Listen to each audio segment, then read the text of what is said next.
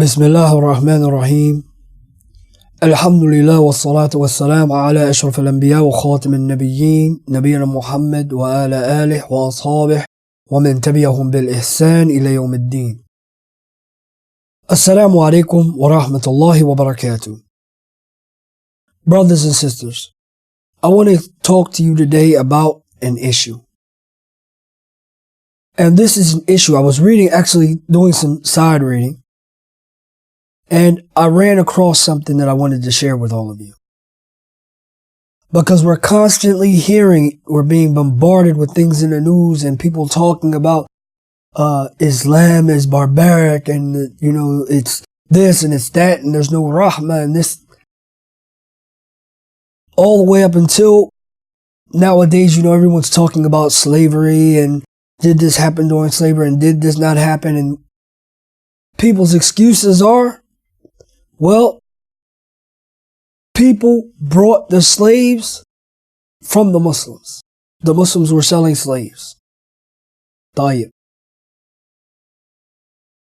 First and foremost, before I get into this, we need to understand, because it's important for us to understand this as individuals, for our own understanding, as well as for us to understand this so that we can explain it to other people.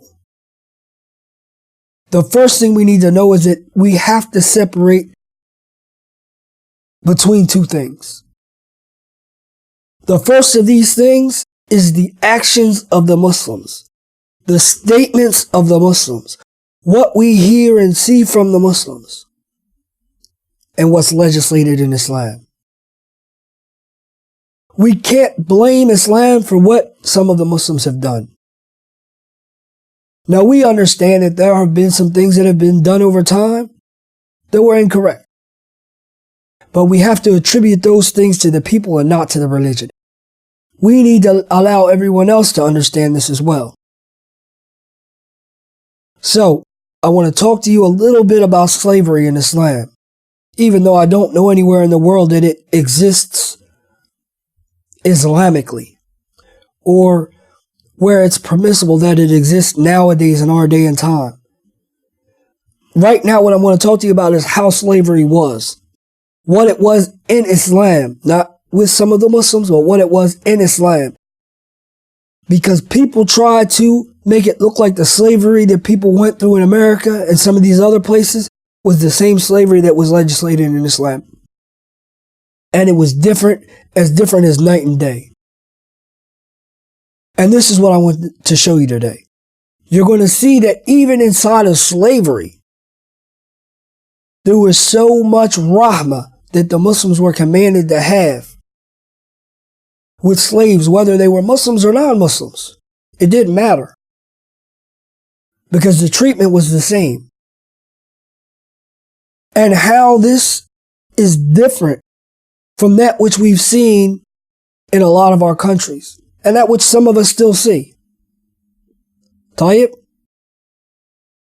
Now, I'm going to read you a little bit about what Ibn Qasim was saying about in one of his books about slavery and what's legislated in Islam.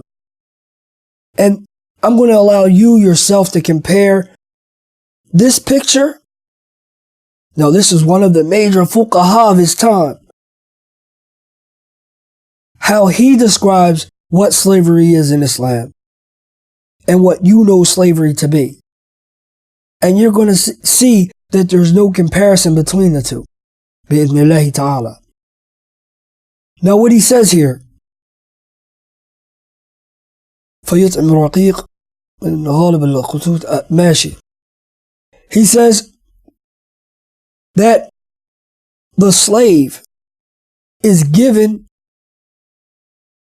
the type of staple foods, wheat and barley and things along these sorts, that everybody else eats.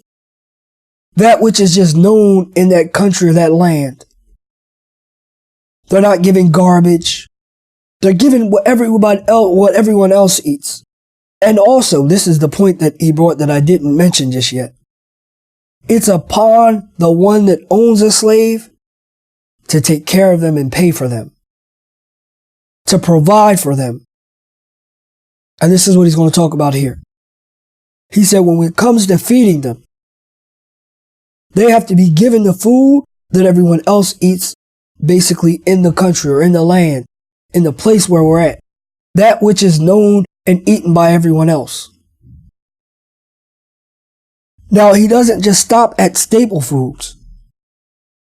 He talks about as well the types of meat. They're not given rotten meat and this.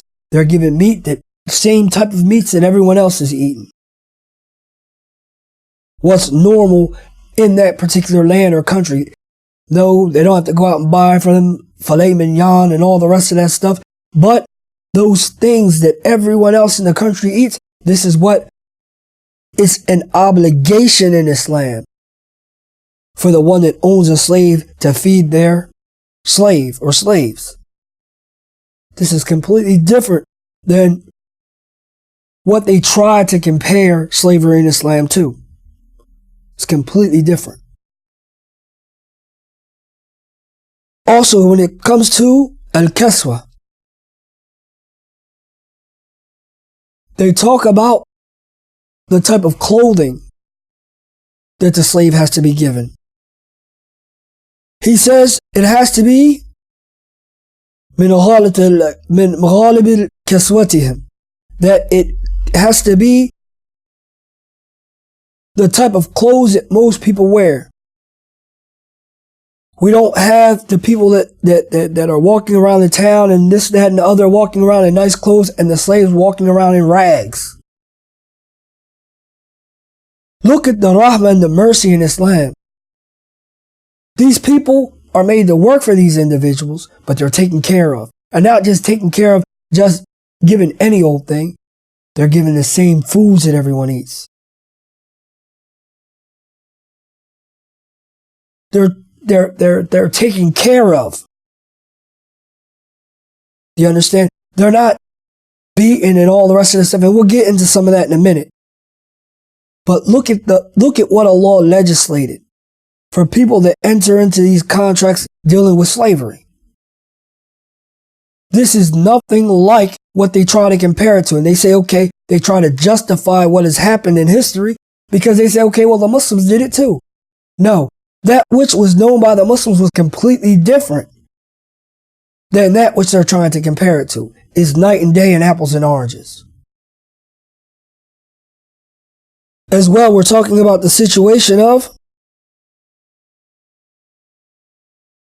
the clothing. Like we said, they get clothing like everyone else, and it's not just enough just to cover their awrah, but they get real clothes. They get clothes that are going to cover them and not just certain parts of their bodies and just enough to, get by, and they're running around half the streets half naked and all the rest of that stuff. This is not permissible in Islam. It's haram, it's a sin, and you've been commanded as a Muslim to do better than this. Other than this, it's not permissible.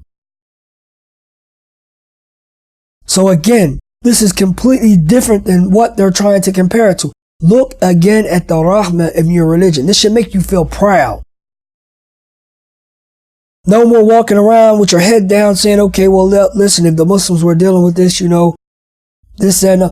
Look at what the people that were in these situations of slavery, look at their situation. They were paid for. They were given nice food, good food, clothing, shelter, things along these sorts. And we're going to get into a little bit more. First and foremost, look at the rahmah that came in your religion. Second of all, understand that just because it's called the same thing in our language doesn't mean that this was that. Also, it says, he says, وَلَا يُكَلِّفُونَ مِنَ الْعَمَلِ مَا لَا يَطِيقُونَهُ. He says that, and it's not permissible, that they are not to be given more responsibility or more to be put on them than they can bear. No carrying big boulders that you can't carry and all the rest of this.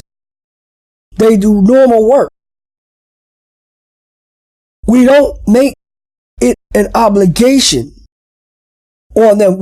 As a matter of fact, it's an obligation on us not to give them more than they can do. He says, وَإِذَا اسْتَعْمَلَ الْمَالِكَ الرَّقِيقَ. He says, and if the owner, the one that possessed the slave, if he used him during the daytime, he gave him a break at night. It wasn't okay, sun up to sundown and then go somewhere else and work from sundown to sun up and get an hour or two. It was none of that. He's describing, everything he's describing here is rahmah, is mercy. This is nothing like what they're trying to compare it to. So stop feeling ashamed and saying, okay, well listen, if the Muslims were dealing with this, it wasn't right. No. First and foremost, as a Muslim, we can't believe that what the Muslims were dealing with wasn't right. That was legislated. There were things that the Muslims did that weren't legislated that they weren't right. But things that were legislated, they were right. And you see all of the rahmah, the mercy. People were getting taken care of. Yes, people were working, but they were being taken care of. They were given good food, good clothes. Now we know that they were given times in which they worked and didn't work. If they worked during the day, then they rested at night. If they worked during the night, then they rested during the day. He said, وَأَقْصُ. Like I just said, if they worked during the night, then they rested during the day. He says, وَيُرِيهُهُ سَيْفًا وَقْتَ الْقِيلُولَةِ. He said, and he gives them a break during the summertime. Because it's really hot during the summertime. وَقْتَ الْقِيلُولَةِ. Some of you know what a qaylula is and some of you don't. The qaylula is the mid-noon nap. It's generally when everybody relaxes because it's so hot in the middle of the day. It's the hottest part of the day. He says he gives them a break during that time. The time for the qaylula. Those of you who have lived over here in the Arab lands, you'll know in a lot of the Arab lands, especially in the Gulf countries, there's a lot of places during the time of the qaylula, even businesses shut down. You don't see any cars in the streets and all of the rest of that stuff. It's the hottest part of the day. People usually go home and they relax and things along these sorts, and then they go back to work. Do you understand? So, because of the fact that it's the hottest part of the day, even though they're a slave, they're given a break during this hottest part of the day. What is this but mercy? They're trading their work to be fed, to be clothed, to be housed under law. You can't do this and you can do this and you have to do this in order for that slave to be yours. This is nothing like that which they're trying to compare it to. And here that after this they start talking about something else, but we need to understand that, yes, you have a lot of people that try to look at certain things in Islam and they try and say, well, listen, they try to compare that which is evil to something that they know is from Islam. Brothers and sisters, you have to stop getting fooled by people calling things something. Yes, it's all called slavery. But is what we talked about today, is what Ibn Qasim said today, or what he said in his book long ago, is this a slavery that we know of?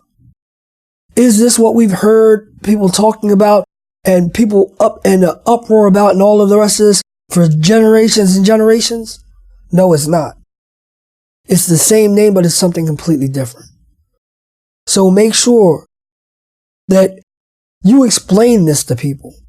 You let them know this is not that. You let them know about the rahmah that even in this situation that doesn't exist in a lot of our societies today, let alone back then, when slavery was running rampant throughout the world. You need to let them know that your religion legislated to be done in another way, and those ways that aren't legislated, we're free from them and we're free from the people that practice those things. Or our deen is free from the people that practice those things, I should say. Do you understand? Understand that everything that was legislated in your religion was a rahmah, was a mercy to mankind. There's nothing that you need to be embarrassed about. Everything that Allah legislated was only legislated so that mankind can find happiness in this life and the hereafter. So because someone else comes and brings something and they name it the same thing that we may name it in Islam, it doesn't necessarily mean it's the same. We need to start being able to differentiate between this and that. And this is what's going to come in our studies. May Allah Ta'ala allow us to be of those people who study this religion, are able to explain it to the people and understand it and appreciate that which was sent down to us. Ameen, ameen, Allahumma ameen. Subhanaka Allahumma wa bihamdik wa ashhadu an la ilaha illa ant wa astaghfiruka wa atubu ilayk. Wassalamu alaikum wa rahmatullahi wa barakatuh.